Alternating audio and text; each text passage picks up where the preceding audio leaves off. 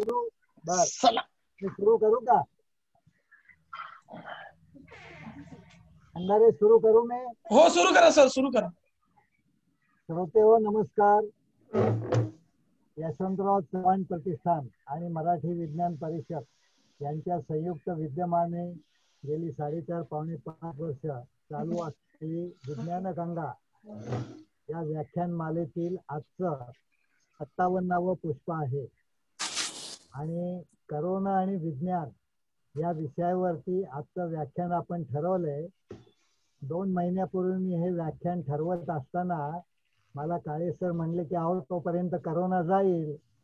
पण दुर्दैवाने काल आज परत करोना वाढताना दिसतोय. हे भाषण वेळेतच होत आहे असं म्हणायला हरकत नाही. मराठी विज्ञान परिषद आणि चव्हाण सेंटरने गेल्या 4.5 पावणे 5 वर्षामध्ये अनेक नामवंत वैज्ञानिक आणि तंत्रज्ञानी यांची व्याख्यानं या मालिकेमध्ये केली. त्याच्यामध्ये साहित्य संमेलनाचे नियोजित अध्यक्ष जयंतराव नारळीकर, अणुशास्त्रज्ञ डॉक्टर अनिल काकोडकर, ते झाल्यावरती ज्यांनी या ग्रॅव्हिटेशनल वेव्हचा शोध लावला ते संजय,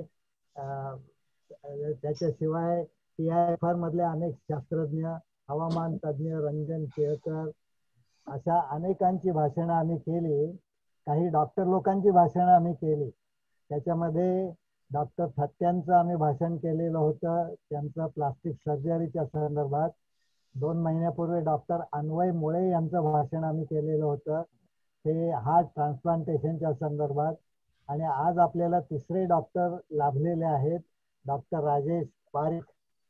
मी त्यांची थोडक्यात ओळख करून देतो. डॉक्टर राजेश पारिख यांचं वैद्यकीय शिक्षण मुंबईच्या GS मेडिकल कॉलेज आणि KEM रुग्णालयामध्ये झालं आणि त्यानंतर ते अमेरिकेतील जॉन हॉपकिन्स रुग्णालयामध्ये पुढील शिक्षणासाठी गेले होते. सध्या ते जसलोक रुग्णालयात वैद्यक संशोधन संचालक, न्यूरो सायकियाट्रिस्ट या पदांवरती कार्यरत आहेत.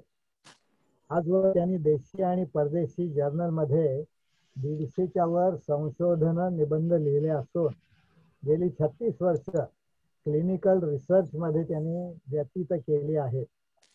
त्यांच्या मार्गदर्शनाखाली 100 संशोधन प्रकल्प पूर्ण झाले. ते हार्वर्ड, येल, जॉन्स हॉपकिन्सन आणि फ्रान्समधील रुग्णालयात अभ्यागत प्राध्यापक म्हणून जात असतात. आजवर त्यांना मनोविज्ञान, फोटोग्राफी, पेंटिंग, कविता, वक्तृत्व कला, नाटके, सामान्य ज्ञान अशा विविध क्षेत्रातील 200 पारितोषिकं मिळाली आहेत. या एवढ्या गोष्टी कमी पडतात काय, म्हणून ते त्यांना येत असलेल्या 6 भाषांशिवाय आता ग्रीक आणि संस्कृत भाषा शिकत आहेत आणि पायलटचं प्रमाणपत्र मिळवण्याच्या सुद्धा ते मागे आहेत. डॉक्टर पारिख, तुम्ही पायलट होणारे दुसरे डॉक्टर आहेत. पुण्याचे डॉक्टर भावे हेही पायलट होते आणि ते आपलं विमान घेऊन पुण्याहून मुंबईला विद्यापीठातली मेडिकलची परीक्षा घेण्यासाठी येत असत. आणि संख्येच्या जवळचा रामाने बांधलेला सेतू ते बघून आले ते, त्याच्यावर त्यांनी पुस्तक लिहिलं. तर त्यामुळे तुम्ही आता पायलट होणारे दुसरे डॉक्टर आहात. तुम्हाला त्या बाबतीमध्ये शुभेच्छा. आणि करोना आणि विज्ञान या विषयावरती डॉक्टर साहेबांनी पुस्तक लिहिलेलं आहे मराठी आणि इंग्रजीमध्ये, तर त्यांचं आपण सर्वजण स्वागत करूया. करोनाची लस आपल्या सगळ्यांना लवकरच मिळेल अशी अपेक्षा धरूया आणि या करोनामधून आपण हे भाषण ऐकून सुखरूप बाहेर पडू अशी अपेक्षा धरून मी डॉक्टर राजेश पारिख यांना विनंती करतो की त्यांनी आपल्या भाषणाला सुरुवात करावी. धन्यवाद. नमस्कार. आज मला तुमच्यामध्ये उपस्थित होण्यात खूपच आनंद होतोय, पण थोडी काळजी पण आहे. मराठीत मी कधीच बोललो नाहीये विज्ञानवर आणि ही माझी पहिली खेप आहे, तर मला थोडी काळजी होती. पण माझे खास मित्र डॉक्टर मिलिंद शेजवाल, माधव शिरवळकरांनी मला काल सांगितलं, बाबा तू काळजी करू नको, कसं कसं होईल तुझं. तर मी मराठीत पहिल्या वेळी बोलतोय आता. आणि जर काही शब्दांची चुकी झाली तर मला तुम्ही क्षमा करा. श्री आनंद देशपांडे, तुम्ही मला हा आमंत्रण दिलं त्याच्यासाठी मी खूपच आभारी आहे. आणि तुम्ही एवढं कौतुक केलं माझं त्याच्यासाठी पण मी आभारी आहे. तर आता आपण कोरोना व्हायरस बद्दल अगोदरपासून जसं झालं ते बघू. मी माझं स्क्रीन शेअरिंग सुरू करतो म्हणजे सगळे स्लाइड्स येतील एकानंतर एक. बघूया.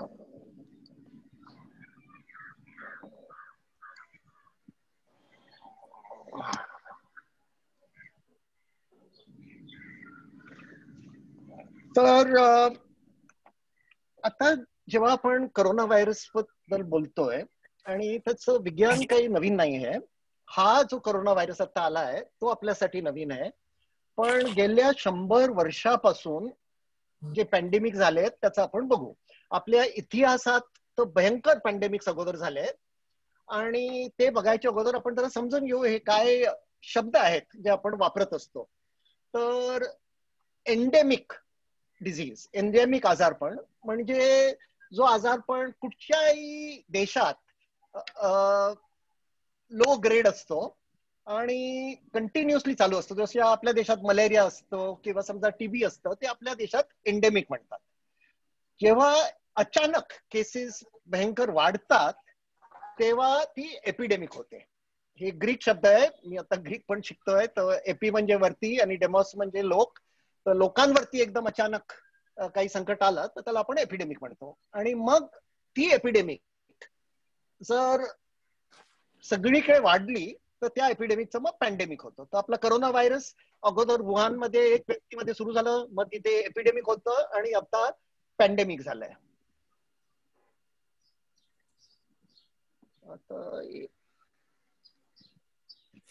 आता असे भयंकर पॅन्डेमिक झालेत इतिहासात. पण मी फक्त गेल्या 100 वर्षात झालेत त्यांचं जरा लवकर आपण बघून घेऊया. कारण जॉर्ज संत्यान्याचं म्हणणं होतं की जे लोक इतिहासातून धडा घेत नाही त्यांना पुन्हा त्याच संकटाला त्याचा सामना करायला लागतं. आता आपण बघूया की 100 वर्षात काय झालंय आणि आपण काय धडे शिकलोय आणि ह्या पॅन्डेमिक मध्ये पण जे होत आहे त्याच्यातनं आपण काही धडे शिकू शकलो आहेत की नाही ते आपण जरा लवकर बघू आणि मग मी कोरोना व्हायरस बद्दल लवकर बोलतो. तर बघा, एक्झॅक्ट 100 वर्ष अगोदर स्पॅनिश फ्लू आला होता. तो एक टाईपचं फ्लू होतं. आता लोक त्याच्याबद्दल विसरलेत कारण त्यावेळी वर्ल्ड वॉर 1 चालू होतं आणि जास्त कोणी त्याच्याबद्दल बोललेले नाही. पण आता याचं परत रिसर्च होत आहे आणि हे एक प्रकारचं H1N1 व्हायरस होतं आणि त्याच्यात जवळजवळ 10 करोड लोकांची मृत्यू झाली होती. त्यानंतर एशियन फ्लूची पॅन्डेमिक होती, हाँगकाँग फ्लू होतं, स्वाईन फ्लू होतं. आपण बघतो की काही काही पॅन्डेमिक मध्ये व्हायरस सगळीकडे पसरतं पण एवढी मृत्यू होत नाही. आणि काही काही वेळा जास्त पसरत नाही पण मृत्यू जास्त होते. तर पुढच्या स्लाइड मध्ये आपण, अच्छा हे बघा, हे 100 वर्ष अगोदरचं फोटोग्राफ आहे. फिलाडेल्फिया मध्ये अमेरिकामध्ये घेतलं होतं आणि त्यावेळी जे स्पॅनिश फ्लू झालं होतं त्यावेळी हे होतं. आणि आज पण आपण बघू जे काय आपण सेंटर्स काढतोय हे सीन आता सगळीकडे होत आहेत. US मध्ये पण होत आहेत, आपल्या देशात होत आहेत. तर 100 वर्षानंतर आपण तेच करतोय जे आपण अगोदर केलं होतं. आता हे महत्वाचं आहे की आपल्याला हे समजायला पाहिजे की जेव्हा पॅन्डेमिक येते तेव्हा त्याचे लाटा असतात. तर 100 वर्ष अगोदर जी पहिली लाट आली होती ती छोटी होती आणि मग ती संपली आणि लोकांना वाटलं की बाबा आपण निकळलो ह्याच्यातनं. आता पण आपल्याला काही लोकांना वाटतंय आपण सुटलो ह्याच्यातनं. लोक फिरतायत, मास्क लावत नाही आहेत, पाहिजे ते करतायत आणि त्यांना वाटतं हे आता संपलं आणि वॅक्सिन आलंय. पण आता होतंय तसंच त्यावेळी एक म्युटंट स्ट्रेन आली आणि त्या म्युटंट स्ट्रेनमुळे 3-4 महिन्यानंतर दुसरी लाट आली आणि ती पहिल्या लाटेपेक्षा तर खूपच भयंकर होती. खूप लोकांची मृत्यू याच्यात झाली. आणि ते गेल्यानंतर परत एक तिसरी लाट आली. ती बघा एवढी मोठी नव्हती पण पहिल्या लाटेपेक्षा जास्त होती. तर आपल्याला हे विसरायचं नाही की हे कोरोना व्हायरस आहे ते आपल्या पुढे आहे, आपण त्याच्या मागे मागे पळतोय आणि ते बदलत राहत आहे, रूप बदलत राहत आहे आणि आपल्याला सावधानी आता ह्या वर्षी आणि कदाचित पुढच्या वर्षी पण बरोबर व्यवस्थित ठेवायला लागेल. आता हे दुसरे व्हायरल आउटब्रेक्स आहेत, व्हायरसेस. एड्स आता आपण बोलत पण नाहीये, पण हे एकदम भयंकर मोठं रोग होतं. आणि बघा एवढे लोक, 3 करोड लोकांची मृत्यू झाली त्याच्यामुळे. आणि मग इबोलाचं बोलणं चालू होतं. आता त्यात बघा, जर 28,000 लोक इन्फेक्ट झाले, 28,000 लोक जर इन्फेक्ट झाले त्याच्यात, तर मृत्यू किती जणांची झाली? 11,000. दुसरे इबोलाची पॅन्डेमिक आली, त्यामध्ये बघा 3,400 3,500 समजा, आणि 2,200 लोकांची मृत्यू झाली. आणि मग हे झिका व्हायरस जे आलं होतं रिओ द जेनेरिओ मध्ये, जेव्हा ऑलिम्पिक्स चालू होतं, तेव्हा एवढी मृत्यू झाली नव्हती, पण ज्या बायका गरोदर होत्या त्यांच्या अबॉर्शन आणि खूप प्रॉब्लेम झाले. तर व्हायरसेसची खुबी काय असते की कधी कधी ते खूप पसरतं, पण एवढं भयंकर नसतं, आणि कधी कधी ते भयंकर होतं, आणि कधी कधी दोन्ही असतात. तर आपल्याला त्याच्यासाठी सावधान राहिलं पाहिजे, कारण हे कोरोना व्हायरसचा आता म्युटंट स्ट्रेन येत आहे. जे साऊथ आफ्रिकामध्ये जो स्ट्रेन आलाय तो आपल्या अँटीबॉडीजच्या बाजूनी जातो, आणि तो जरा एकदम डेंजरस आहे. आता आपण लवकरच बघूया हे कसं सुरू झालं. वुहान जे चायनामध्ये आहे, आणि तिथे चायनाच्या मध्ये एक गाव आहे, गाव नाही शहर आहे मोठं. तर वुहान मध्ये मार्केट असतात ज्यांना फ्रेश मार्केट म्हणतात, फ्रेश फूड मार्केट म्हणतात, कारण तिथेच लोक जनावर चूज करतात, आणि मग त्यांना कापून आणि मग ते सगळं येतं, आणि 120 प्रकारचे जनावर इथे विकतात. गाढव, कुत्रे, मांजर, वेगवेगळे लोक खातात. आणि तिथे आता कळतंय की एका जनावरापासून एका व्यक्तीमध्ये हे व्हायरस आलं. त्याच्या अगोदर माणसात कधी नव्हतं, पण हे गेल्या ऑक्टोबर-नोव्हेंबर मध्ये एका व्यक्तीपासून सुरू झालं, आणि आता सगळीकडे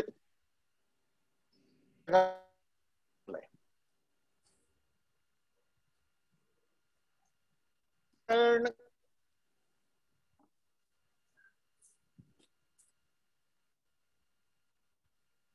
होऊ शकत नाही. आणि आपण मराठीत पण आता हल्ली पॅन्डेमिक, कोरोना व्हायरस, हे सगळं आता जगात सगळ्या भाषेमध्ये हेच शब्द आहेत. हे माझं अगोदरचं एक प्रेझेंटेशन होतं, तर मी मराठीत बोलतोय, पण जरा क्षमा करा, माझे जेवढे स्लाइड्स आहेत ते इंग्लिशमध्ये आहेत. पण जे तुमच्यासारखे जे ज्ञानप्रेमी लोक आहेत ते जास्त करून सगळं अंग्रेजीमध्ये पण वाचत असतील, तर त्या अपेक्षाने मी माझे स्लाइड्स ट्रान्सलेट केले नाही.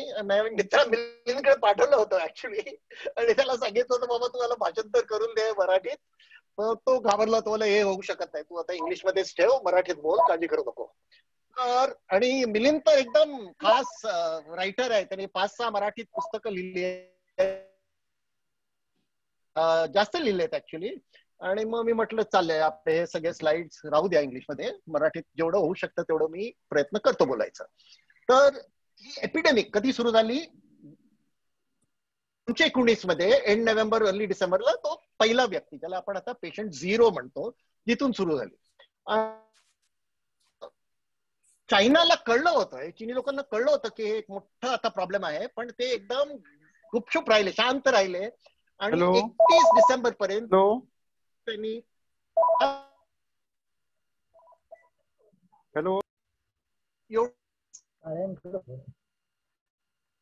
असतं, WHO ला कळलं असतं की एक नवीन व्हायरस आहे, इथे लोक मरतायत, आपल्याला काय केलं पाहिजे, तर दुसरं झालं असतं. पण ह्याच्या अगोदर जेव्हा सार्स ची पॅन्डेमिक होती, त्यावेळी यांनी 3 महिन्यासाठी कोणाला कळवलं नाही. यावेळी 3 आठवड्यात तर त्यांनी कळवलं. जानेवारीमध्ये त्यांचे हॉस्पिटल सगळे वुहानमध्ये भरून झाले, तरी पण चायनानी तर सांगितलं जास्त नाहीये. पण हे आश्चर्याची गोष्ट आहे की WHO पण काही जास्त बोलले नाही. काय झालंय अजून कोणाला कळलं नाहीये की WHO पण आपली जबाबदारी बरोबर केली नाही. आणि मग चायनामध्ये भराभर सगळं काम सुरू झालं, इमर्जन्सी झाली, लॉकडाऊन वगैरे झाले, जे आपण केले त्याच्याहून ते जास्त कठीण लॉकडाऊन होते. आणि ते झाल्यानंतर, ते केल्यानंतर यांनी गेल्या मार्च महिन्यापर्यंत 1 वर्ष अगोदर त्यांनी सगळं एकदम ताब्यात घेतलं. त्याच्यानंतर एक दुसरी लाट आली होती, त्याच्याबद्दल लोक जास्त बोलत नाही, पण ती छोटी होती. आता एप्रिल मध्ये जसं हे सगळीकडे पसरलं, तर मग लोक चायनाकडे बघून म्हणत होते की ह्या लोकांनी हे सुरू केलंय. आणि तुम्ही बघा जानेवारी, ह्या जानेवारीमध्ये 14 महिन्यानंतर चायनाने WHO ला परवानगी दिली येऊन हे तपास करायचं. आता जगात कुठे पण काही आजार पण होतं तर WHO तुरंत येऊन सगळं बघताय आणि जगात कसं पसरतंय ते बघताय. आता यांनी त्यांना 14 महिन्यानंतर गेल्या महिन्यात बोलवलं आणि WHO मग म्हणाले कुठच्या तरी जानवरातून आलाय, पण आम्हाला पण जास्त काही अजून माहिती नाहीये आणि अजून तो रिपोर्ट त्यांनी रिलीज केला नाहीये. आता जुल्स वर्ननी एक छान पुस्तक लिहिलं होतं, around the world in less than 80 days. तर आमच्या पुस्तकात आम्ही ते टायटल असं वापरलंय, पण खरोखर 50 दिवसात हे वुहान मधून सगळ्या देशात, एंटार्क्टिकाला सोडून सगळीकडे पसरलं. आता तिथे पण गेलंय. तर 45 दिवसात हे एका व्यक्तीपासून सगळीकडे जगात पसरलं. आणि मला वाटतं त्याच्यानंतर जी स्लाइड आहे त्यांनी आपल्याला कळेल किती लवकर पसरलंय. तर 10 लाख केसेस व्हायला 94 दिवस लागले. मग ते 1 करोड व्हायला 86 दिवस लागले. आणि मग इथे मी दाखवलंय की 2 करोड, 3 करोड, 4 करोड आणि आता जे 11 करोड झालेत ते तुम्ही बघू शकता की किती थोड्या वेळात हे पसरत गेलं हळूहळू. मग आपल्याला तर वाटलं की सगळं येत आहे ताब्यात, पण आता पुढे काय होईल ते आपल्याला एकदम त्याचं बघून आपल्यालाच कळेल. आणि हे आपल्या देशात जे झालं त्याचं ग्राफ आहे आतापर्यंत. जसं हे केसेस होते ते वाढले आणि मग परत कमी झाले आणि त्या ग्राफाचे आम्ही काही 3-4 तुकडे इन्सेट केले. हा जे मी ते दाखवतोय तो पहिला इन्सेट आहे. आपण बघतोय की 30 जानेवारीला कदाचित केरळामध्ये आपली पहिली पेशंट आली होती. त्यापासून जानेवारी ते मार्च पर्यंत हळूहळू चाललं होतं आणि मग त्यानंतर असं एवढं वाढलं. मला आठवतंय की 7 किंवा 8 मार्चला टीव्ही प्रोग्रामवर इंडिया टुडेवर प्राईम टाइम मध्ये राजदीप सरदेसाई यांनी मला इंटरव्ह्यू साठी बोलवलं होतं. कारण आम्ही 2 आठवड्यात आम्ही पुस्तक लिहिलं होतं करोना व्हायरसवर. आणि त्या पुस्तकात आम्ही गेल्या वर्षी जे फेब्रुवारीमध्ये लिहिलं होतं त्यापैकी अंदाजाने 40 जे आम्ही प्रिडिक्शन्स केले होते ते आता सगळे आलेत. आम्ही त्याच्यात लिहिलं होतं हे हायड्रॉक्सिक्लोरिनचं काय होणार नाहीये, जगात पसरणार नाही, आपल्या देशात खूपच पसरणार आहे. युनायटेड स्टेट्स त्यावेळी त्यांच्याकडे काय 15-20 केसेस होते तर त्यांची हालत सर्वात वाईट होणार आहे. ते सगळं आम्ही लिहिलं होतं. ते असं हळूहळू अगोदर पसरलं. त्यानंतर बघा कसं वरती गेलं. तर मी तुम्हाला सांगत होतो ते राजदीप सरदेसाईंनी जेव्हा माझं इंटरव्ह्यू घेतलं होतं तेव्हा दुसरे 3-4 डॉक्टर होते आणि त्यावेळी आपल्या देशात एक पण मृत्यू झाली नव्हती. काही 80 केसेस होते आणि त्यावेळी मी त्यांना सांगितलं की हे एकदम भयंकर होणार आहे आपल्या देशात. आणि मग राजदीप म्हणायला लागले अरे तू सगळ्यांना घाबरवतोय बोलायला लागले. आणि मग मी माझे सगळे चार्ट्स जे काय होते ते पाठवले. ते का मी सांगतोय तुम्हाला की जे मॅथमॅटिकल मॉडेल्स असतात ते तयार होते गेल्या ऑक्टोबरला 2019 मध्ये. हे सगळं तयार होतं. लोकांना ठाऊक होतं एपिडेमिओलॉजिस्टला की जर असं भयंकर व्हायरस आलं तर हे असं पसरणार आहे. आणि मग हे तर सगळं आपल्याला माहिती. आता कशी लॉकडाऊन झाली, आपले कसे केसेस वाढले आणि मग वाढत गेले. आपल्या जे US नंतर आपला नंबर दुसरा होता केसेस मध्ये. पण हे पण आपण विसरलं नाही पाहिजे की ते लोक भयंकर टेस्टिंग करत होते. आपलं टेस्टिंग त्यावेळी पण कमी होतं आणि टेस्टिंग मध्ये 30-35% फॉल्स नेगेटिव्ह, म्हणजे ते नेगेटिव्ह रिपोर्ट येतं पण कोविड असतं त्यांच्यात. तसं ते टेस्ट आहे की आपण RT-PCR टेस्ट करतो. तर ह्याच्याहून जास्तच केसेस होते आणि आता हळूहळू केसेस कमी व्हायला लागलेत. आणि 1 मिनिट त्याच्या अगोदर आपण बघूया. हा, तर मग आपले आता हळू केसेस कमी होत चाललेत. पण इथे बघा तुम्ही एक छोट दिसेल तुम्हाला, ही दुसरी लाट आहे की नाही आता आपल्याला त्याच्यावर एकदम लक्ष ठेवायला लागेल. आता वॅक्सिन बद्दल सगळे बोलतायत, काय चाललंय वॅक्सिनचं. तर आपलं वॅक्सिनेशन ड्राईव्ह सुरू झालं. आपलं टार्गेट बघा, आपल्याला 30 करोड लोकांना जुलै पर्यंत वॅक्सिन द्यायचं होतं. आणि 1 महिन्यात आतापर्यंत 1 करोड पण झाले नाहीये. तर ह्याची काळजी आहे की आपण करू शकू का. जे आपण 1 महिन्यात 1 करोड केले, तर आता जे 4 महिने राहिले आहेत कदाचित होईल, पण खूप लोकांना यायला लागेल त्यासाठी, आणि लोक भीत आहेत यायला. त्याच्याबद्दल आपण नंतर चर्चा, वेळ असता तर आपण चर्चा करू शकतो. आणि हे केसेस कसे वाढले आपल्या देशात, महाराष्ट्रामध्ये बघा किती पॅरलल आहे. जर महाराष्ट्र एक देश असता तर महाराष्ट्रामध्ये नंबर 5 झालं असतं, 5वा नंबर आला असता जगात. आणि हे आपले महाराष्ट्राचे केसेस आहेत. इथं मी लिहिलंय ना, 5th highest cases in the world. तर हे असं वाढत होतं आपल्या महाराष्ट्रामध्ये. तर यातनं आपल्याला कळतं की आता स्थिती एकदम व्यवस्थित नाहीये, प्रॉब्लेम परत येऊ शकतं. पण हे कोरोना व्हायरस काय आहे आता याबद्दल सगळ्यांना माहिती आहे. तुम्ही जरा लवकर ह्याच्यातनं जातो. आता आतापर्यंत मला हे पण नक्की माहिती की कोरोना व्हायरस जीवित आहे की नाही, कारण ते दुसरं काहीच करत नाही. ते लोकात येतं आणि वाढतं. जर कुठचं जानवर नसलं, माणूस नसलं तर ते मरून जाणार. पण त्याचं काम एकच आहे की स्प्रेड व्हायचं, आणि त्याच्यासाठी त्याचं जे जेनेटिक मटेरियल आहे, RNA, ते त्याच्यात असतं, दुसरं काही नाहीये. तर हे एक विचित्र प्राणी आहे जे फक्त रिप्रोड्यूस करतं, दुसरं काही करत नाही. आणि त्याच्या बाहेर ही जी शेल सारखी आहे, कव्हर सारखं आहे बाहेरची, त्याच्यावर तुम्ही आता खूप वेळा ऐकलं असणार टीव्हीवर, इथे तिथे, स्पाइक प्रोटीन, एस प्रोटीन. तर हे एका चावीसारखं आहे. आपल्या शरीरात सगळीकडे बरेच जागी ऑर्गन्स असतात ज्याच्यात एस रिसेप्टर असतात, ACE2 रिसेप्टर. आणि त्या रिसेप्टरला हे एकदम बरोबर बसतं, चावीसारखं ते ताळं उघडतं, आणि त्यांनी ते व्हायरस शरीरात शिरतं, आणि मग हे सगळे त्रास सुरू होतात. ते आजार पण काय आहे ते पण आपण लवकर बघू. तर शरीरात आल्यानंतर काही लोकांना दुसऱ्या दिवशी आजार पण होतो, काही लोकांना 2 आठवड्यापर्यंत काही होत नाही. तर वेगवेगळ्या लोकात ते 2 आठवड्यापर्यंत नाही आलं तर ते येत नाही मग. आणि 2 दिवसापर्यंत जेव्हा लोकांना कळलं पण नाहीये, काही लक्षण पण नाहीये आजारपणचं, ते दुसऱ्या लोकांना हे देऊ शकतात. त्याला आपण इन्फेक्शियस पिरियड म्हणतो. अच्छा, ह्याला R0 का R0 म्हणतात. आणि ह्यांनी आपल्याला एक हे टर्म आहे ज्याने आपल्याला कळतं की किती लवकर हे सगळीकडे पसरू शकतं. तर समजा ह्या R0 कोरोना व्हायरसचं 2 आणि 3च्या मध्ये आहे. म्हणजे एकाचे 2 होतात, 2चे 4 होतात, 4चे 8 होतात. आणि जर असं आपण चालू शकलो तर 24 स्टेप्स मध्ये आपण चंद्रापर्यंत पोहोचू शकतो. तर हे एवढं भयंकर ह्याचं स्प्रेड होतं. आणि जास्त करून केसेस मध्ये त्रास होत नाही, पण हे लोक सगळीकडे पसरू शकतात. आणि बायकापेक्षा माणसात हे जास्त असतं. जे वयस्कर असतात ते सगळं आपल्याला माहिती आहे.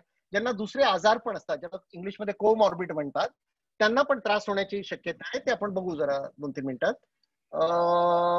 आता काही काही टेस्ट आहेत, हे RT-PCR जे टेस्ट आहेत, जे नाकातनं आणि गळ्यातनं स्वॅब घेतात, ते सर्वात उत्तम टेस्ट आहे. पण त्याच्यात पण 30-35% पर्यंत फॉल्स निगेटिव्ह येऊ शकतं. म्हणजे रिपोर्ट निगेटिव्ह येईल पण लोकांना आहे, पण फॉल्स पॉझिटिव्ह म्हणजे कोणाला आजार पण आहे पण टेस्ट निगेटिव्ह येतं, ते 1-2% होतं. तर ज्यांना आजार पण आहे त्याच्यासाठी ओळखायला चांगलं आहे. मग रक्ताची टेस्ट असतात, एक्सरे असतं, CT स्कॅन असतं. तर असे वेगवेगळे तपास आहेत ज्यांनी आपल्याला कळू शकतं. आता याचे लक्षण बरेच आहेत. ते आतापर्यंत एवढ्या वेळ लोकांनी टीव्हीवर पाहिलंय, एवढी चर्चा झाली आहे, सगळे येतं. ताप येतं, दम लागतं, डायरिया होतं, डोकं दुखतं, असे वेगवेगळे सिम्पटम्स आहेत. आणि हे आता एक लेटेस्ट रिसर्च आहे की जास्तीत जास्त कुठचे लक्षण असतात.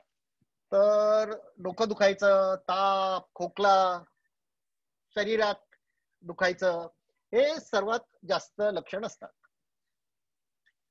आता पाहिलं तर ह्याच्यात मृत्यू जास्त होत नाही. 1 किंवा 2% लोकांना होतं. आणि ज्यांना दुसरं आजारपण असणार, हृदयाचं, डायबिटीस, ब्लड प्रेशरचं, कॅन्सरचं, त्यांच्यात मृत्यू होण्याचे चान्सेस वाढतात. हे महत्वाचं आहे. म्युटेशन, ते हे व्हायरस काय आहे, ते आपलं रूप बदलत जातं, नॅचरली बदलत जातं. आणि जसं बदलतं तसं त्यापैकी 1 का 2 व्हरायटी येतात. जसं आता UK व्हेरियंट आहे किंवा ब्राझिलियन व्हेरियंट आहे किंवा साऊथ आफ्रिकन व्हेरियंट आहे, जे आपल्या शरीरात घुसून अँटीबॉडीजला सोडून परत येऊ शकतं. तर हे म्युटेशन आहे, त्यामुळे रिइन्फेक्शन होऊ शकतं.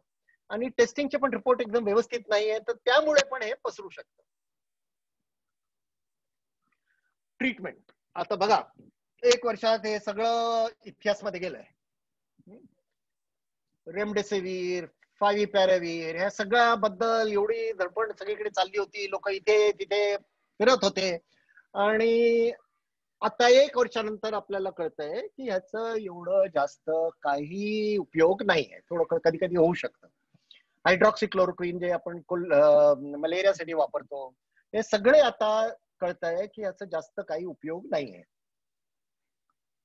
मग दुसरे होते, आता 1 वर्ष अगोदर लोकांनी स्टिरॉइड, हे डेक्सामेथासोन, एक स्टिरॉइड गोळी आहे, त्याचे काही 20 पैसे लागतात एक गोळीची.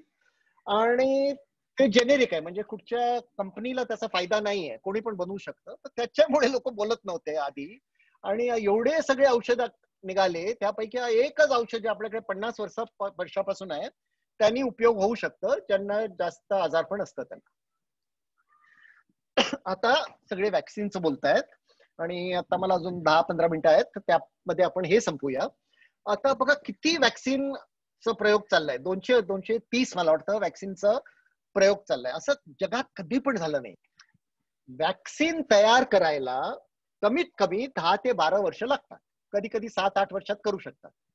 पण यावेळी आपलं टेक्नॉलॉजी एवढं वाढलंय आणि लोक एवढं मेहनत करत आहेत, तर भराभर आपण वॅक्सिन करू शकलो.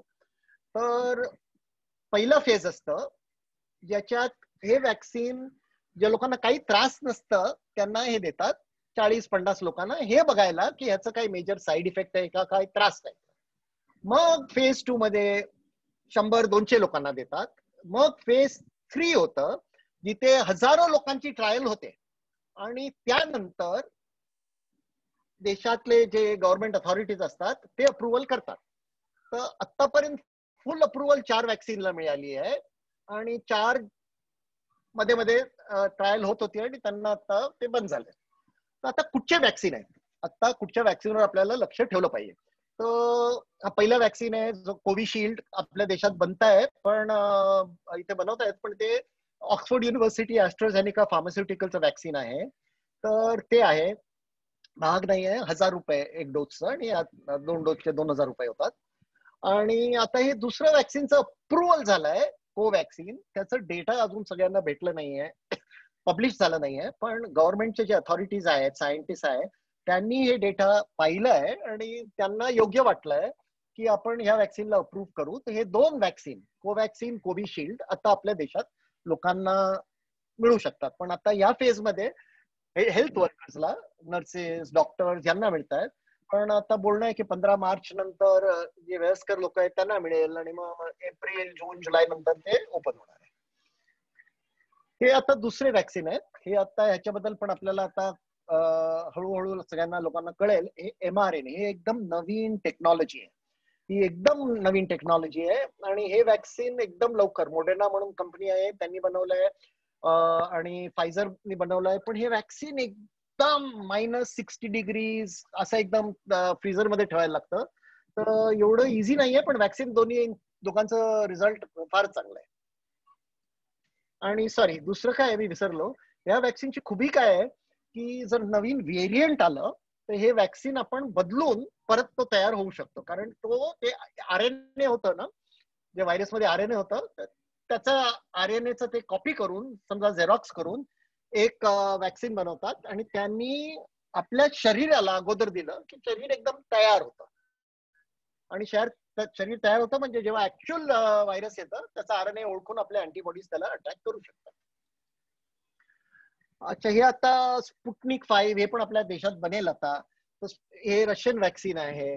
मग जॉन्सन अँड जॉन्सनचं एक नवीन वॅक्सिन आहे. ह्याचं आता रिसर्च सगळं चालू आहे. हे अजून सगळीकडे अप्रूव्ह झाली नाहीये. मग चायनीज वॅक्सिन आहे. लोक या व्हायरसला चायनीज व्हायरस म्हणतात. मी पण कधी कधी म्हणतो, पण ऍक्च्युली चायनीज व्हायरस नाहीये. तर हे चायनीज वॅक्सिन्स आहे. सिनोफार्मचा अप्रुव्हल झालाय, सगळीकडे अप्रूव्ह होत आहे. पण मी ते डेटा रोज बघत जातो आणि ते डेटा एवढं क्लिअर नाहीये. हे चायनीज लोकांची खुबी आहे, सगळं एकदम व्यवस्थित सगळ्यांना सांगत नाही आणि त्यामुळे लोकांची शंका येते आणि मग अफवा सगळीकडे जातात आणि म्हणजे चांगले वॅक्सिन आहेत ते पण घ्यायला लोक तयार नसतात. आणि हे आता नवीन सगळे आहेत, अजून एवढे रिलीज झाले नाही आहेत. पण नोवावॅक्सचं मी आता डेटा पाहिलंय, ते आता पब्लिश होईल मला वाटतं 1-2 आठवड्यात. आणि हा तर डेटा एकदम छान आहे.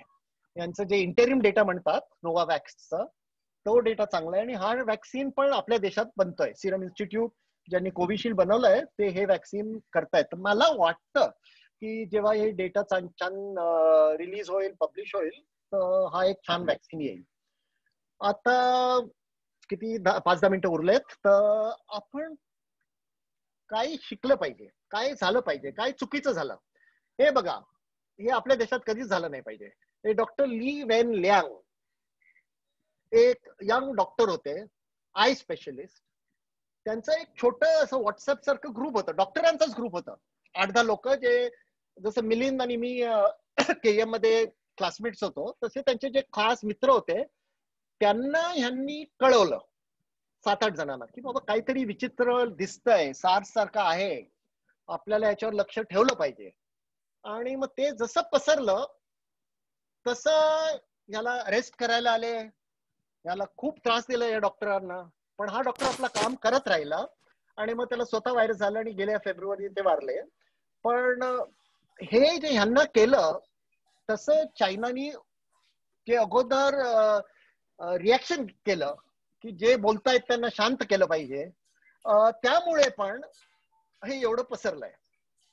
आणि आता हे कसं पसरतंय? सोशल मीडियाने. आता सोशल मीडिया तर आता नवीन आहे आणि त्याचा खूपच उपयोग झालाय, चांगला उपयोग झालाय. सोशल मीडिया आहे म्हणून आज आपण बोलू शकतो इथे घरी बसून. सोशल मीडिया आहे म्हणून डॉक्टर एका देशातून दुसऱ्या देशात पेशंटचं ट्रीटमेंट करू शकतात, शहरातून गावात लोकांचं ट्रीटमेंट करू शकतात. पब्लिक हेल्थचं इन्फॉर्मेशन सगळीकडे आपण पसरू शकतो. आणि सर्वात महत्वाचं हे पण आहे की आपण हे डिझीज मध्ये कसं चाललंय ते रोज दर 3-4 तासात जॉन्स हॉपकिन्सचं जे बोर्ड आहे ते दाखवत राहत आहे, हे कसं पसरत आहे, कुठे जास्त पसरत आहे. आणि आपल्या देशात पण छान उपयोग झालाय सोशल मीडियाचा. आरोग्य सेतू, आता जो कोविन ऍप आहे त्याच्यात थोडं त्रास होत आहे, ते क्रॅश होत चाललंय. पण त्या कोविन ऍप मध्ये आपण रजिस्टर करू शकतो, छान चालणार. आणि त्याच्यात रजिस्टर केलं की मग जेव्हा वॅक्सिन तयार होईल आपल्यासाठी लगेच कळेल हॅलो, की या दिवशी मला यावेळी ऐकू इथे येत नाही जायचं. हो. मला फक्त स्क्रीन दिसतोय. अच्छा, बाकी सगळ्यांना ऐकू येत आहे का? म्यूट तर नाही झालं ना माझं? ऐकू येत आहे? अच्छा, ऐकू येत आहे. कोणी मला थम्सअप दिलं म्हणजे ऐकू येत आहे. Okay, sorry. तुमचं बघा कदाचित म्यूट झालं असेल. देशपांडे साहेब, तिथे बघा तुमचं स्पीकर ऑन आहे का. नाही तर तुम्हाला दुसऱ्यांदा हे परत बघायला लागेल, कारण हे लोक रेकॉर्ड करत आहेत.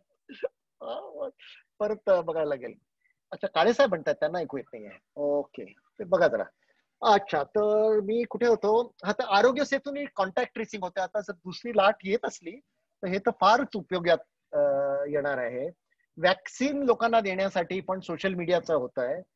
आणि दुसरं बघा, नाही म्हणजे is there anything I can do about the sound or should I only see the screen? And तुम्ही काय करू शकता, तुम्ही तुमचं स्पीकरचं बघा ऑन आहे का.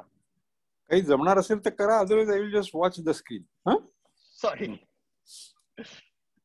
अच्छा, तर कारण मला सगळं ऐकू येत आहे आणि माहित नाही मग, आणि माझं म्यूट तर नाहीये, म्यूटवर नाहीये. अच्छा, तर दुसरं काय आहे सोशल मीडियाचं? सगळं लोक म्हणतात सोशल डिस्टन्सिंग, आपण सगळे कोंडून राहिलोय घरात. पण सोशल मीडिया आहे म्हणून आपण एक दुसऱ्याबरोबर बोलू शकतो. मिलिंद आणि मी बोलत राहतो, माझ्या क्लासमेट्स बरोबर बोलत राहतो. माझ्या पेशंट्सला सगळ्यांना मी बघतोय ऑनलाईन, त्याचा खूपच उपयोग झालाय. पण ह्याचा दुरुपयोग पण होऊ शकतं. जसं चायनामध्ये ते सेन्सरशिप झालं, इंटरनेट कधी कधी बंद होऊन जातं. मग हे सगळं झाल्यानंतर सगळे अफवा सगळीकडे जात राहतात. तर WHO ने एक नवीन शब्द कॉइन केलं, इन्फोडेमिक म्हणून. आणि लोक काही भलतच लिहितात. तुम्ही पाहिलंय आता जेव्हा पॅन्डेमिक एवढं चाललं होतं, एवढं आपल्या देशात त्रास होतं, सोशल मीडियामध्ये बस कोण ऍक्ट्रेस काय घेते, कोणी काय केलं, सुशांत सिंग राजपूत यांना सोडलं नाही या लोकांनी आणि त्यांच्या मागे लागले होते. आणि जास्त सोशल मीडियाचा उपयोग झालं तर मग लोकांना जास्त एन्झायटी, डिप्रेशन, एक प्रकारचा आजारपण पण होऊ शकतं. तर हे आता माझी लास्ट स्लाइड आहे. आणि आता आपण समजा 1-1.5 वर्षासाठी घरात आहोत. जे काय आपण अगोदर करत होतो ते आता सगळं बदललंय. कामात जे करत होतो, घरात करत होतो. आणि जे आमचं पहिलं पुस्तक आहे, जे आता डॉक्टर मिलिंद शेजवालनी मराठीत ट्रान्सलेट केलंय, त्याच्यात आम्ही इंग्लिशमध्ये एक नवीन शब्द काढले होते की कल्चरल एक्सटिंक्शन इव्हेंट. की आपल्या संस्कृतीमध्ये आता एक नवीन एकदम चेंज येणार आहे. हे आपण बघतोय. अगोदर आपण जे काही करत नव्हतो, एक दुसऱ्याला आपण भेटत होतो, बोलत होतो, ते आता सगळं कमी होत आहे. पण आम्ही आमच्या पुस्तकात हे पण लिहिलं होतं की आपण व्हायरसला मायक्रोस्कोप मधून बघतोय, पण जे जर त्या व्हायरसने ते मायक्रोस्कोप फिरवलं आणि आपल्याकडे बघितलं, मग कळेल की आपण किती चुका केल्या आहेत आतापर्यंत. आपल्या हेल्थ केअर सिस्टम मध्ये ज्या लोकांकडे पैसे असतात, अमीर असतात, त्यांना मिळू शकतं. गरिबांना त्याच क्वालिटीचं हेल्थकेअर मिळत नाही. पण व्हायरसने आपल्याला काय शिकवलंय? We are only as safe as the weakest. म्हणजे आपल्यामध्ये एक पण व्यक्ती असला ज्याला हॉस्पिटलमध्ये बरोबर ट्रीटमेंट मिळत नाहीये, तर ते परत सगळीकडे पसरणार. आपण हे विसरायचं नाही की वुहान मध्ये एक व्यक्ती मध्ये सुरू झालं आणि सगळीकडे पसरलंय. मग आपलं आता सगळ्यांचं लक्ष आहे कोविडवर. तर आता हे ट्युबरक्युलोसिस वर वेबिनार असतं तर कदाचित 2 लोक आले असते ऐकायला. पण जे आजारपण आपल्या देशात आहेत, डेंग्यू, ट्युबरक्युलोसिस, हे कुठे जात नाहीये, हे वाढतील आता. आणि जे बेसिक आहे हंगर क्रायसिस अगोदर पासूनच आहे. आणि अगोदरचे स्टडीज कधीचे झाले आहेत की जेवढं आता अन्न वेस्ट होतं जगात, वेस्ट जे फेकायला लागतं, तेवढ्या अन्नात सगळ्यांना आपण फीड करू शकतो. तर आता ह्याच्यामुळे आता हंगर आयसिस होईल. आणि आपण पाहिलं की आपले मायग्रंट वर्कर्स होते, त्यांची काय हालत झाली होती. लॉकडाऊन आलं, बिचारांना चालत चालत चालत गेले, एवढ्या लोकांची मृत्यू झाली, एवढं त्रास झालं. तर आता आपल्या सोसायटीमध्ये जे इनइक्वालिटीज आहेत, जे त्रास आहेत, जे क्रॅक्स आहेत सिस्टम मध्ये, ते या पॅन्डेमिकनी आता आपल्याला दाखवलंय.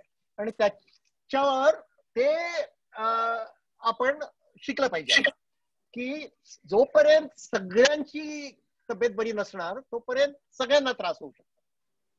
अच्छा, दुसरं काय आपल्याला पॅन्डेमिकने शिकवलंय की राजनीती असो, पैसे असो, पॉवर असो, त्यांनी कोण वाचू शकत नाही.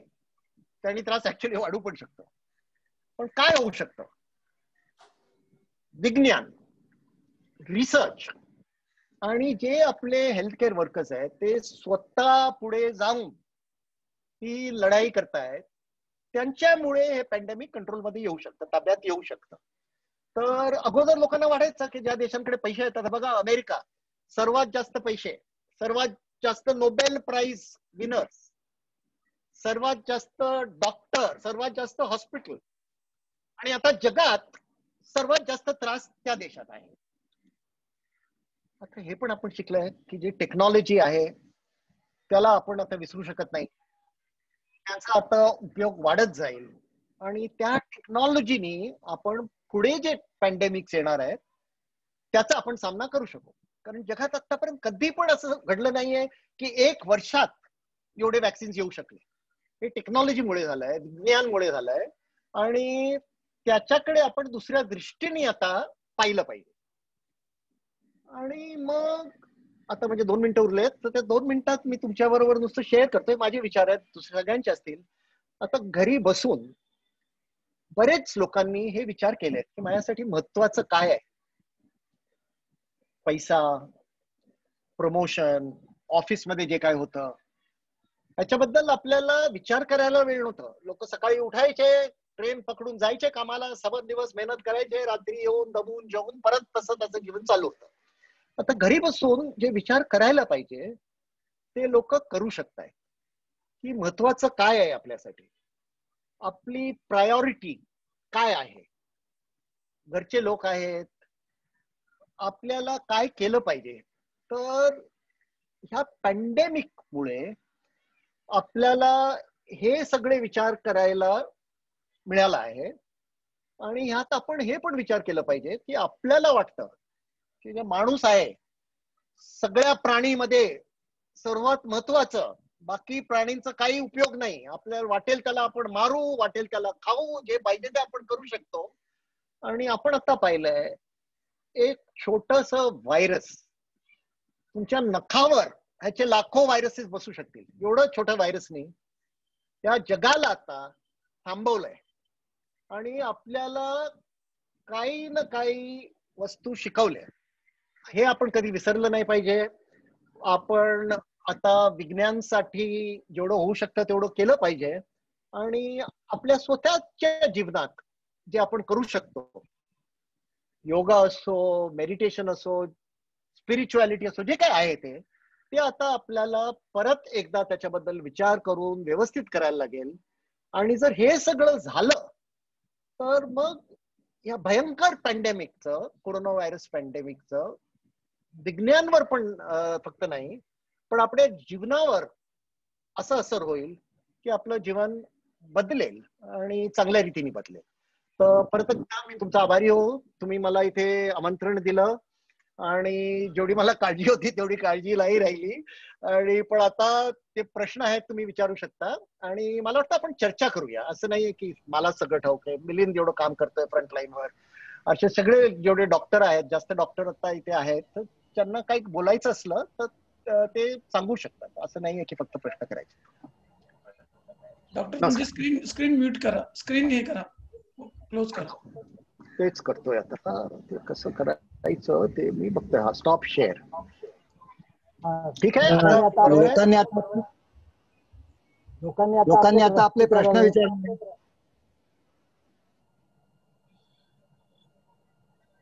कसे येतात प्रश्न? चॅटलाईन वर येतील का लोक बोलतील? चॅटवर पण येतील आणि बोलतील सुद्धा लोक, दोन्ही करू आपण. मला एक प्रश्न पहिला विचारायचा आहे की फारशा काही सिम्पटम्स दिसतात सुद्धा, म्हणजे एवढं एकच सिम्पटम दिसून लोक दोन 3 महिने घरी राहिले, हा करोना म्हणायचा का? देशपांडे साहेब, आता मला व्यवस्थित ऐकू येत नाहीये. तुम्ही सिम्पटम्स म्हणाला असं काहीतरी मला ऐकू आलं, पण सगळं मला ऐकू येत नाही. मी परत सांगतो. बाकीचे म्यूट करा. हा, की करोनाच्या सिम्पटम्स काय काय आहेत. कारण फक्त विकनेस जाणवल्याने 2-3 महिने लोकांना घरी बसावं लागलं, तेव्हा ह्यालाही करोनाच म्हणायचं का? नाही, कारण जे विकनेस आहे, ताप आहे, खोकला आहे, सर्दी आहे, ते बऱ्याच आजारपण मध्ये होऊ शकतं. तर कोणाला जरी सिम्पटम्स आले तर सर्वात अगोदर टेस्टिंग केलं पाहिजे. आणि हे जे RT-PCR टेस्ट आहे ते आता 24 तासात रिपोर्ट येतं. जर ते रिपोर्ट पॉझिटिव्ह निघालं तर मग घरी बसायचं.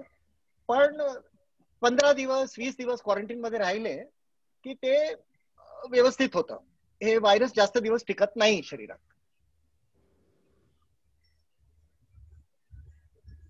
आणखीन कोणाला प्रश्न विचारायचे का? डॉक्टर पाटकर.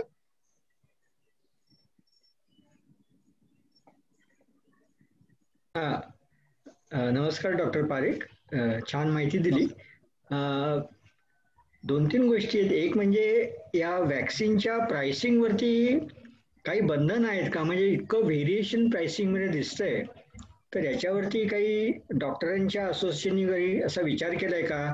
की नाही तर परत जसं ज्यांच्याकडे पैसे नाहीत ते दे विल बी एक्सक्लुडेड आणि तर त्याचा असं काही इक्वलायझेशन करण्याचा विचार तुम्ही केलाय का as a doctor, professional doctor म्हणून, असा एक तुमच्या असे विचार केला असेल?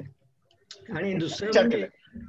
हा नाही बोला, दुसरा प्रश्न काय आहे? दुसरा प्रश्न, आता जे मॅथमॅटिकल मॉडेल तुम्ही म्हटलं, मी मॅथमॅटिक्स असल्यामुळे त्याबद्दल मी बोलत होतो की ज्या मागच्या पेंडेमिकच्या ज्या सायकल्स होत्या आणि आता ज्या सायकल्स आहेत त्यांचं तुम्ही असं कम्पॅरेटिव्ह ओव्हरलॅपिंग किंवा कॉन्ट्रास्ट अशा तऱ्हेचं कम्पॅरिझन केलंय का, की कुठल्या परिस्थितीमध्ये, म्हणजे does it very with the season, does it very with the environmental pollution, अशा टाईपचे अदर एक्सटर्नल फॅक्टर बरोबर असं काय तुम्ही मॉडेल विकसित केलंय का? मला याच्याबद्दल माहिती सांग. थँक्यू. चालेल. तर पहिल्या प्रश्नाचं आणि दुसऱ्या कोणाला काही बोलायचं असलं तर ते पण योग्य असेल. जे वॅक्सिनचं तुम्ही प्राइसिंगचं विचारता त्याच्यावर डॉक्टर्सनीच फक्त विचार केला नाहीये, पण गव्हर्नमेंटनी खूप विचार केलाय. आणि गव्हर्नमेंटनी, आपल्या गव्हर्नमेंटनी आणि दुसऱ्या गव्हर्नमेंटनी पण हे पाहिलं आहे की वॅक्सिनचं प्राइसिंगवर कंट्रोल असलं पाहिजे. फार्माला थोडं प्रॉफिट निश्चित होणार, तर त्यांना प्रॉफिट नसलं तर ते रिसर्च करणार नाही, तर थोडं प्रॉफिट आहे. पण हे सगळीकडे कंट्रोलमध्ये ठेवलंय. आता आपल्या गव्हर्नमेंटने काय केलंय देशात की सिरम इन्स्टिट्यूट आहे किंवा भारत सिरम आहे, जे काय आहे ते वॅक्सिन आपल्या देशात सबसिडाइज रेटमध्ये विकतायत आणि बाहेरच्या देशात जास्त पैशात देत आहेत. आणि काही देशात, बांगलादेश, आजूबाजू भूटानला फ्रीमध्ये पण देत आहेत. तर असं 3 टायरचं त्यांनी प्राइसिंग केलंय. तर हे तर एकदम सर्वात महत्वाचं आहे, कारण नाही तर ह्याच्यात काही अर्थच नाहीये. तर जसं मी सांगितलं होतं, लोकांना वॅक्सिन नाही मिळाला तर हे परत येणार न्यूटन, ज्यांनी वॅक्सिन घेतलंय तिथे पण इफेक्ट जाणार. तर हे तर करायलाच पाहिजे. याला आता मराठी त्याचा शब्द काय मला सांगा. इंग्लिशमध्ये आपण एनलाइटन्ड सेल्फ इंटरेस्ट म्हणतो, म्हणजे पुढचं सेल्फ इंटरेस्ट, इमिडिएट इंटरेस्ट नाही. मिलिंद हसतोय तिथे. मिलिंद जरा मला सांग काय काय शब्द आहे एनलाइटन्ड सेल्फ इंटरेस्ट साठी? अनम्यूट करायला लागेल मिलिंद.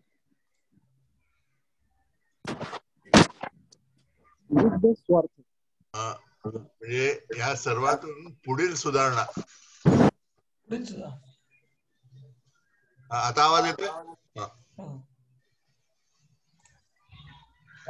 मराठीच्या भानगडीत तुम्ही पडू नका. चालेल चालेल, चालू द्या. अरे मला तर त्याच्यातच गंमत असते ना. प्रयत्न करू थोडं, नाही तर काय बोलायला उपयोग. त्याला सुबुद्ध स्वार्थपणा. सुबुद्ध स्वार्थ, स्वार्थ मला ठाऊक होतं, सुबुद्ध शब्द ठाऊक होता. तर बस, थँक्यू. म्हणजे आता तुमचं ऑडिओ चालू झालं. हो, गुड.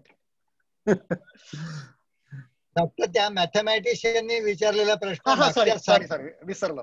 ते हे काय आहे, हे मॅथमॅटिकल मॉडेल्स, मला पण बरोबर, मी मॅथमॅटिक्सचा स्टुडंट नाहीये, मला इंटरेस्ट आहे मॅथमॅटिक्स मध्ये, पण हे जे मॉडेल एवढे एकदम इंटरेस्टिंग आहे मॅथमॅटिक्स. लोकांना वाटतं की पॅन्डेमिक मध्ये डॉक्टरांचं काम आहे, सायंटिस्टचं काम आहे, पण लोकांना हे ठाऊक नाही की मॅथमॅटिशियन्स, इकॉनॉमिस्ट, सोशॉलॉजिस्ट सगळं एकदम महत्वाचं काम करतात. तर मॅथमॅटिशियन्सनी काय केलं, अगोदरचे जे पॅन्डेमिक्स होते ते बघून, सीझन्स बघून, हे सगळं बघून त्यांनी हे मॅथमॅटिकल मॉडेल तयार केले. ऍक्च्युअली ऑक्टोबरमध्ये जॉन्स हॉपकिन्सनी एक मॉडेल तयार केलं होतं, इव्हेंट 201 म्हणतात त्यांना. आणि त्यांनी त्या मॉडेलमध्ये असं पाहिलं होतं की एक प्रकारचा व्हायरस येतो, तो व्हायरस सगळीकडे पसरतो एका माणसापासून. जी तर एक मॉडेल होतं ऑक्टोबरमध्ये. त्या मॉडेलमध्ये 7 करोड लोकांची जे मृत्यू झाली थिओरिटिकल मॅथमॅटिकल मॉडेल, त्यांनी मॉडेल बंद केलं. तर ऑक्टोबरमध्ये मॉडेल तयार होतं जे आता दाखवत आहे आपल्याला.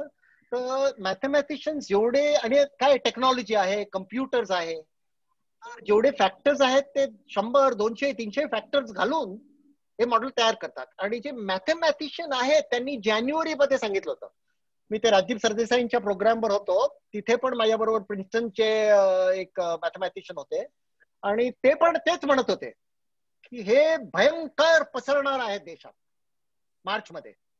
तर ते मॉडेल जे अगोदर तयार केले होते ते एकदम व्यवस्थित निघाले, ते प्रूव्ह झाले. तर मॅथमॅटिशियनचं याच्यात मोठं रोल आहे.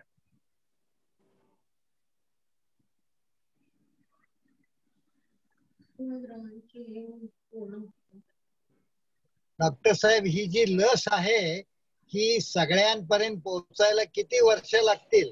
130 कोटी. काय पोचायला? सॉरी, मला ऐकू येत नाहीये व्यवस्थित. 130 कोटी लोकांपर्यंत लस मिळायला किती वेळ लागेल? वर्षभर तर जाईल याच्यात. एका वर्षात होईल सगळं? आता बघा, होईल नाही होईल ते आपल्याला बघायला लागेल.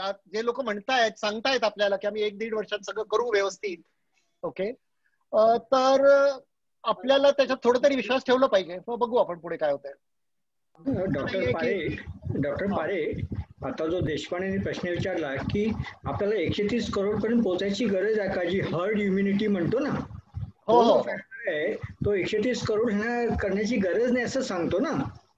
हो, ते बरोबर आहे, ते बरोबर आहे. पण मला वाटलं तुम्ही हर्ड इम्युनिटीचं बोलताय. तर हर्ड इम्युनिटी म्हणूनच म्हणतो 1 वर्ष. कारण हर्ड इम्युनिटी मध्ये काय असतं, वॅक्सिनची इम्युनिटी असते आणि एक जी नॅचरल इम्युनिटी असते, आजार होऊन पडायची, ती पण असते. तर काही लोक म्हणत होते की 2 वर्षात ही नॅचरल इम्युनिटी होईल. युकेचे जे प्राईम मिनिस्टर आहे, काय त्यांचं नाव, बॉरिस जॉन्सन, ते अगोदर म्हणाले की काही करायची गरज नाहीये, ही हर्ड इम्युनिटी होईल 1 वर्षात. मग ते स्वतः आजारी पडले, आयसीयू मध्ये होते 3-4 दिवस, मग ते बोलायचं त्यांनी बंद केलं.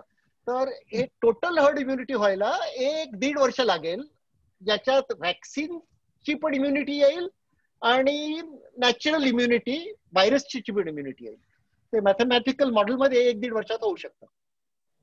पण बरं झालं तुम्ही मला हे प्रश्न केलं. हे ह्याच्या कशावर आहे की ते व्हायरसचं जास्त म्युटेशन नाही झालं तर, पण व्हायरस म्युटेट होत राहिलं, व्हायरस शेप बदलत राहिलं, तर मग हे मॉडेल बदलतात. आणि जर आपण पण व्यवस्थित बरोबर केलं नाही तर मग सगळं बदलत जातं. पण आत्ता जसं चाललंय ते पण एकदम छान चाललं नाहीये, पण आत्ता जसं चाललंय वॅक्सिनेशन प्रोग्राम, व्हायरसचं इन्फेक्शन, त्याच्यात 1 वर्षात, जास्तीत जास्त 1.5 वर्षात हर्ड इम्युनिटी होईल. पारिक, विमल जैन, क्लासमेट. अरे हाय विमल, मराठीत बोल बाबा, इंग्लिश मध्ये काय बोलतो? नाही बघा, आधी काय ते 2 डोसेसच्या मध्ये 4 आठवड्याचा गॅप ठेवलं पाहिजे असं गाईडलाईन्स होते. आता ते विचार करतात 8 आठवड्याचा गॅप ठेवायचा. What is the current guidelines काय आहेत? काय झालंय विमल, हे तुला ठाऊक आहे, सच अन एमिनंट सर्जन, आमचा क्लासमेट आहे मिलिंदचा आणि माझा क्लासमेट विमल. तर विमल, काय झालंय तुला ठाऊक आहे की जेव्हा पहिला डोस दिला आणि त्याचं अँटीबॉडीचं हे लोक बघतायत, तर हे दिसतंय की हे 6 आठवडे, 8 आठवडे, काही लोक 12 आठवडेपर्यंत चालू शकतात. तर हे गाईडलाईन्स कुठून येत आहेत? कारण वॅक्सिनची शॉर्टेज आहे.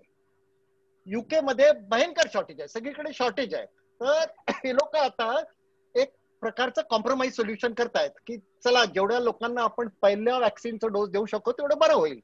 तर जर सगळ्यांना पहिला डोस द्यायचा असलं तर मग दुसऱ्या डोसला आपण किती डिले करू शकतो. तर आताची जी गाईडलाईन आहे आपल्या देशात, आणि हे गाईडलाईन वेगवेगळ्या देशात वेगळे गाईडलाईन आहेत. आपल्या देशात काय गाईडलाईन आहे? 1 महिन्यात घ्यायचं. आता ते बदलू शकतं, पण हे विज्ञान नाहीये. या विज्ञान मध्ये इकॉनॉमिक्स, पॉलिटिक्स सगळं मिक्स होतं. तर कदाचित ते वाढवू शकतो आपण. पण म्हणजे डोसेस कमी आहे म्हणून ते गॅप वाढवलं का? हो, डोसेस कमी आहेत आणि त्यांनी पाहिलं, मी असं नाही म्हणत आहे की डोसेस कमी आहे म्हणूनच त्यांनी वाढवलं. डोसेस कमी आहेत आणि त्यांनी पाहिलं की अँटीबॉडीज पहिल्या डोसचं 2 महिने 3 महिन्यापर्यंत चालू शकतं. तर युके मध्ये आता असे गाईडलाईन्स करतायत ते लोक की दुसरं डोस 12 आठवड्यानंतर पण आपण देऊ शकतो.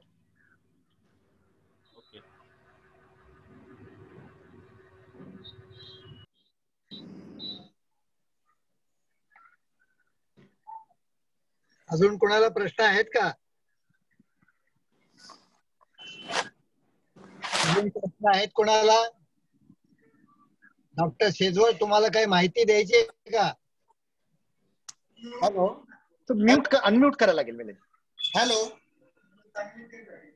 हॅलो पारिक, हॅलो, बोला बोला. हा, मी डॉक्टर ओहळ बोलतोय. हॅलो, हा बोला बोला, ऐकू येतंय. हा, तर हे वॅक्सिन घेण्यासाठी काही आजार असले तर घेऊ शकतात की नाही घेऊ शकत? घेऊ शकतात, घेऊ शकतात. कुठचंही आजारपण असलं, पण हे आजारपण आहे त्याचं त्यावेळी जे स्टेटस आहे ते बघून डॉक्टर ऍडवाइस करतील. आता हे प्रश्न एवढ्या वेळी आले तर डॉक्टर अँटनी फाउची आहेत, जे युएसचे टॉप एक्सपर्ट आहेत. ते म्हणाले की जे रिस्क आहे कोरोना व्हायरसचं, जे लोक आजारी आहेत त्यांच्यावर व्हायरसचं रिस्क वॅक्सिनहून जास्त रिस्क आहे, तर त्यांनी पण घेतलं पाहिजे. अच्छा, ओके. कोणाचे प्रश्न आहेत? डॉक्टर राजेश, ऐकू येत आहे? हा बोला. एकदम ऐकू येत. हा, तर आतापर्यंत तुम्हाला आम्ही नॅशनल चॅनल वरती इंग्रजीत बोलताना पाहिलं, आता मराठीत बोलताना बघतोय. अगदी उत्कृष्ट सादरीकरण होतं. हा मराठीचा सराव तुम्ही कुठे केला? तू चिडवतोयस मला, पण मी सांगतो. तर मी जेव्हा शाळेत होतो तेव्हा आम्हाला 4 भाषा शिकवल्या सेंट झेवियर स्कूलमध्ये. इंग्लिश मिडियम तर होतंच, हिंदी कंपल्सरी होतं. मग मला मराठी आणि गुजरातीमध्ये आम्हाला चूज करायचं होतं, आणि फ्रेंच आणि संस्कृत मध्ये. तर माझ्या आईबाबांनी मला सांगितलं की तू मराठी घे, कारण आपण महाराष्ट्रामध्येच राहतोय आणि तुला मराठी आलं पाहिजे, आणि तू आता मराठी घे. तर मी विचार केला, तेव्हा किती 4थीत की 5वीत होतो. तर मी मराठी घेतलं. पण काय झालं मिलिंद, मराठी घेतल्यानंतर माझ्या मराठीत मार्क एवढे चांगले नव्हते, कारण की आम्ही घरी भाषा बोलत नव्हतो. तर त्यामुळे माझे मार्क कमी यायला लागले आणि माझं रँक खाली गेलं. तर मग मी नक्की केलं की काही झालं तरी मला मराठी शिकायचंच आहे. तर माझ्या बाबांनी त्यावेळी घरात महाराष्ट्र टाइम्स आम्ही घ्यायला लागलो. The first credit goes to Maharashtra times. आमच्या घरी बाबा बोलले, आधी महाराष्ट्र टाइम्स वाचायचं, मग टाइम्स ऑफ इंडिया वाचायचं. मग त्यांचे कोण पेशंट होते, म्हणजे वडील गायनेकोलॉजिस्ट आहे, त्यांचे कोण पेशंट होते, ते शिवाजी मंदिरमध्ये ते ट्रस्टी होते. तर आम्हाला 2 तिकीटं मिळायच्या प्रत्येक नाटकासाठी. तर आम्ही दोघं जाऊन ते नाटकं बघत होतो तिथे. आणि मग छबिलदास मध्ये, तुला आठवण आहे, आपण पहिल्या वर्षी पण आपण छबिलदास मध्ये त्यावेळी जाऊन करत होतो. आणि मग मी मराठीत पुस्तकं वाचायला लागलो, आणि मग माझा नंबर वरती आलं. पण जे आमचे चौधरी सर होते, ते जे महाराष्ट्रीयन मुलं होते त्यांना खूप त्रास दिला त्यांनी, खूप. अजून माझे मित्र मला सांगा, तुझ्यामुळे आम्हाला एवढा त्रास झाला, कारण तुझे मराठीत मार्क वाढले एकदम, आणि सगळे म्हणायचे की तू गुजराती आहेस आणि तू एवढं मराठी बोलतो आणि आम्ही एवढं करू शकत नाही. तर तसं चाललं. आणि आपण केएम मध्ये होतो ना मिलिंद, आपण केएम मध्ये होतो परेडमध्ये. तर तिथे आपले सगळे पेशंट्स मराठी बोलत होते. तर त्यांच्याबरोबर इंग्लिशमध्ये हिंदीमध्ये बोलून काही अर्थ नाही. हळूहळू शिकलो, तुझ्यापासून पण शिकलो. माझं पण मला आता मराठी शिकवतोय गेल्या थोड्या दिवसात. थँक्यू. हा, उत्तम, धन्यवाद. मला वाटतं आपण प्रश्न आता थांबूया. आणि लोकवैद्यक नावाची संस्था महाराष्ट्र शासनाने साधारणपणे 2000 सुरू केली, आणि मुंबईतले डॉक्टर सुरेश नाडकर्णी हे मदत करायचे, आणि ते म्हणायचे की सर्व डॉक्टरांनी, महाराष्ट्रामध्ये प्रॅक्टिस करणाऱ्या डॉक्टरांना मराठी आलं पाहिजे. त्याचं कारण पेशंट आला आणि तो जर म्हणाला की डॉक्टर माझ्या पोटामध्ये कसं नुसतं होत आहे, तर तुम्हाला मराठी भाषा येत नसेल तर ते डायग्नोज करता येणार नाही. त्यामुळे तुम्ही जिथं प्रॅक्टिस करता तिथली भाषा तुम्हाला आली पाहिजे. तुम्ही उद्याला मैसूरला गेला तर कानडी भाषा आली पाहिजे तुम्हाला, तुम्ही भले गुजराती असा की उत्तर प्रदेशी असा. तेव्हा त्या दृष्टीने डॉक्टर, तुम्ही आणखीन 4-6 भाषणं मराठीमध्ये दिल्यानंतर तुम्ही एक्सपर्ट होऊन जाणार, याच्याबद्दल मला खात्री आहे. आणि आजचं भाषण तुम्ही थोडक्यामध्ये पण चांगलं दिलं. त्याला शास्त्रीय जोड चांगली होती. जुना इतिहास तुम्ही त्याच्यामध्ये चांगला सांगितलात. त्याच्यावर उपाय काय करायचे, सध्या काय उपलब्ध आहेत, लस आपल्यापर्यंत केव्हा येईल, सगळ्या 130 कोटी लोकांनी लस घ्यायची गरज नाही. कारण आपल्यामध्ये स्वाभाविक प्रतिकार शक्ती निर्माण होईल. या सर्व गोष्टींमुळे वाटतो की 2 गज दुरी पे, तोंडावरती मास्क आणि स्वच्छ हात धुत राहणे, याच्यामुळे आपण करोनाला दुसरी लाट आली किंवा तिसरी लाट आली तरी देखील दूर ठेवू शकू. आणि सर्व लोकांनी चांगले प्रश्न विचारून याच्यामध्ये सहभाग नोंदवला, त्याच्याबद्दल त्या सगळ्यांचे आभार. डॉक्टरांचे खास आभार.